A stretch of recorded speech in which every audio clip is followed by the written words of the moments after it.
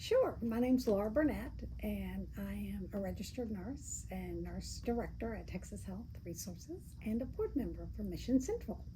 I've been at HEV for 24 years. Prior to that, I was in downtown Fort Worth at Osteopathic Medical Center. I have lived in Hurst for 30 years.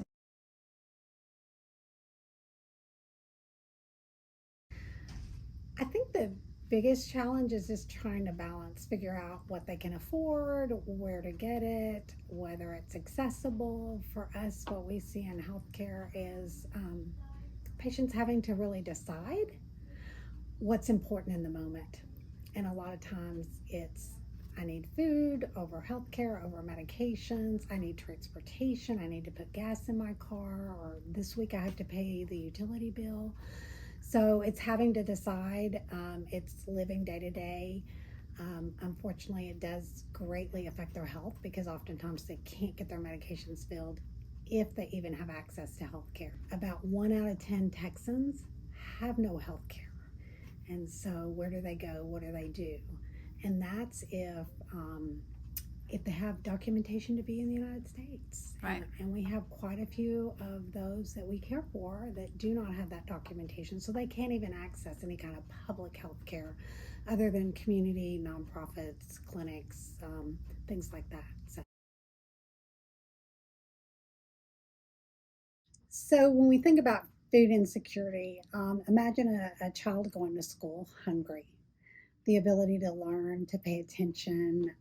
These kids tend to have more like asthma and other conditions kind of associated with malnutrition, not getting what they need, chronic diseases. They are more often hospitalized than children that do not have food insecurities. So it's a big deal. It really is. As far as the mental, think of a 10, 12, 14-year old that goes to school hungry every day, and they see their friends and they see uh, the teachers and everyone else, and life is great.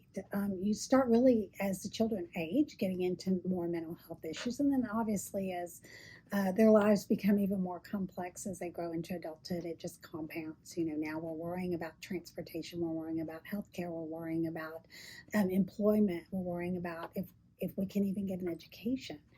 There's a lot of disparities, obviously, just in their environment, whether it's their home, whether it's their school, whether it's their access to even a safe playground. So, all of those things affect their health, well being. One of the things I'm always amazed at is, you can go down to McDonald's and eat for $2, but I can't go buy a pint of strawberries for $2.